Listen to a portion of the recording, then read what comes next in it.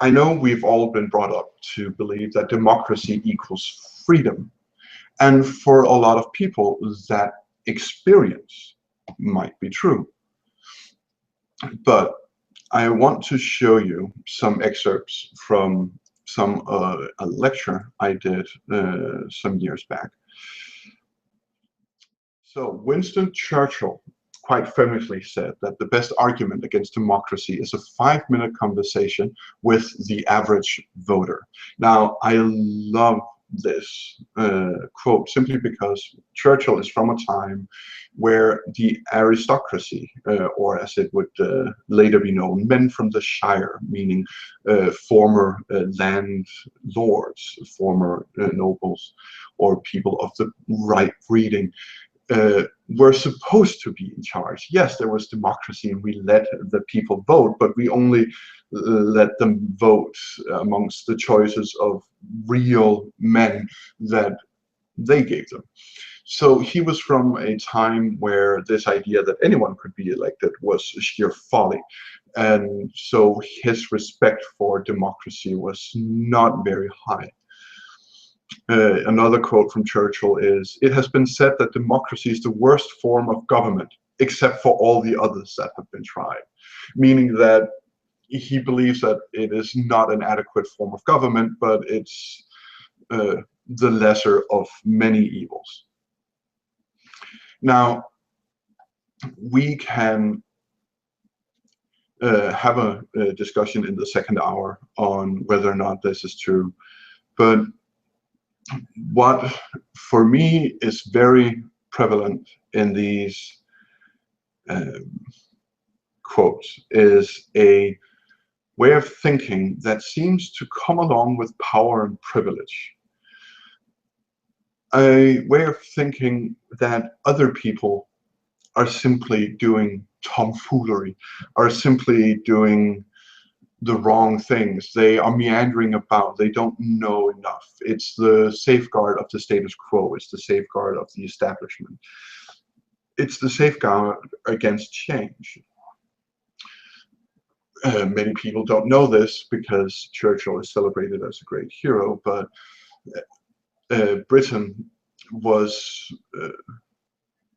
being very near being ready to let India free before Churchill was made Prime Minister of Britain, and one of Churchill's first acts as Prime Minister was to jail Gandhi, and as he called them, his gang of thugs.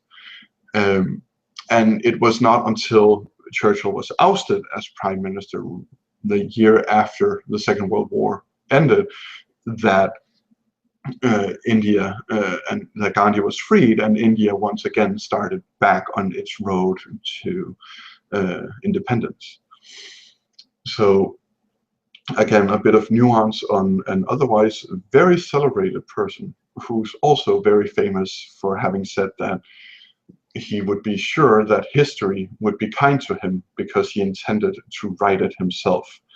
And he said that during his authorship of a 5-volume book, 5-volume series on the Great World War, which set the tone and the way of thinking of the Second World War, which was quite naturally very Britain-centric and very US-centric.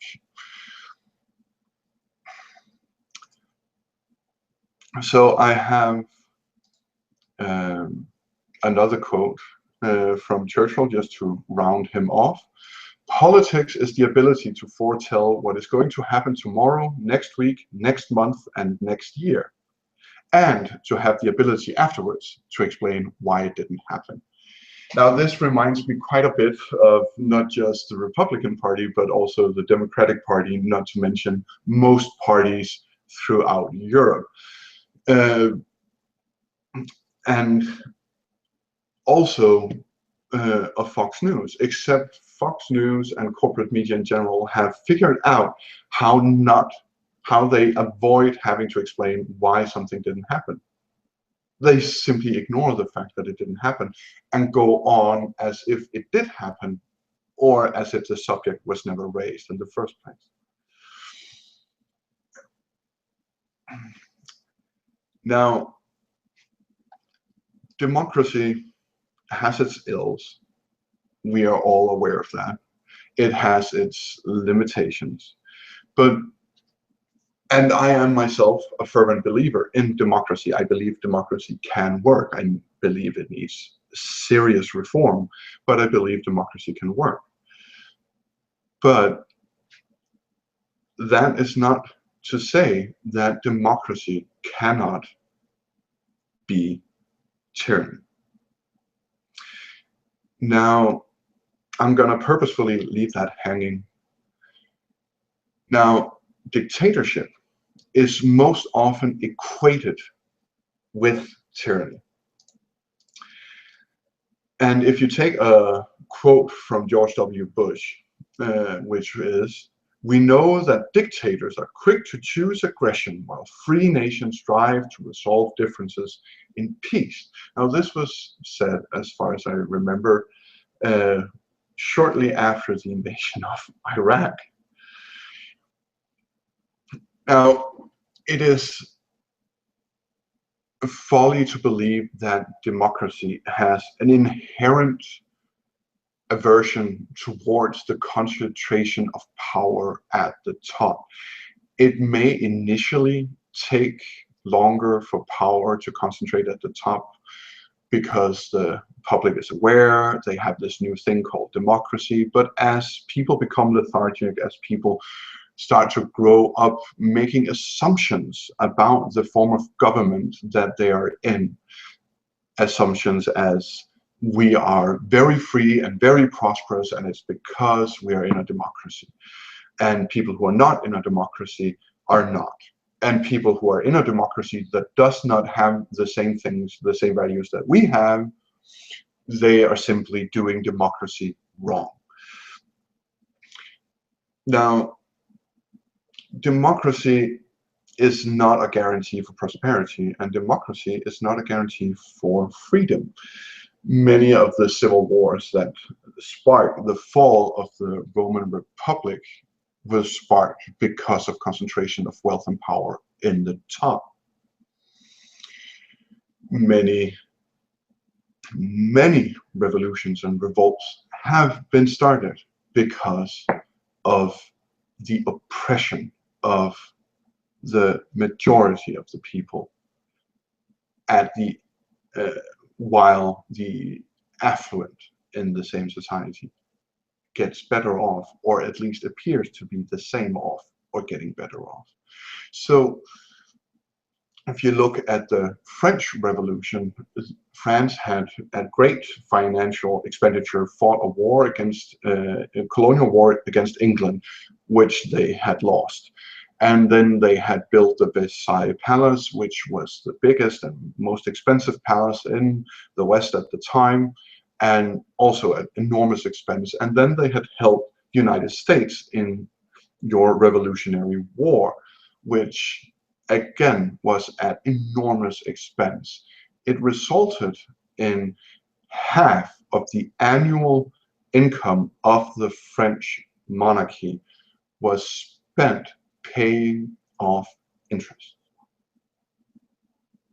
Now imagine living in an economy that repressed, and then imagine still seeing and hearing about great parties at great palaces while you're not even able to get bread in the largest cities. This was one of the very big points of contentions in Paris, and was what led to a lot of the riots in Paris, which again led to the gathering of the nobles, the bishops, the clergy, the nobles, the king, and representatives of the people, which again spurred on the French Revolution, as most of the clergy, the vast majority of the nobles, and of course the monarchy, saw nothing wrong with the system as is.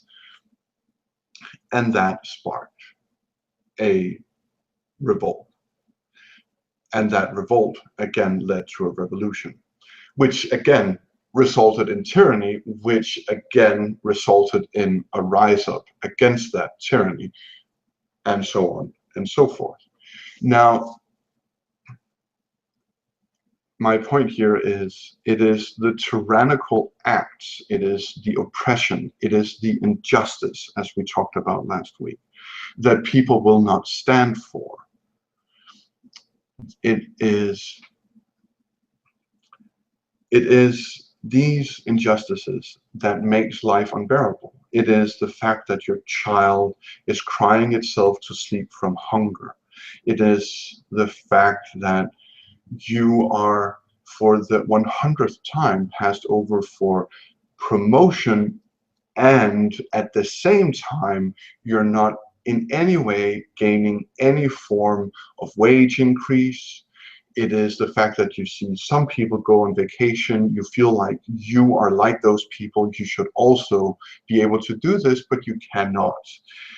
Instead, you are being buried in mounting amounts of debt. And these are the things that are getting dangerous in Greece, they're getting dangerous in Spain, and they're getting very, very dangerous in the United States.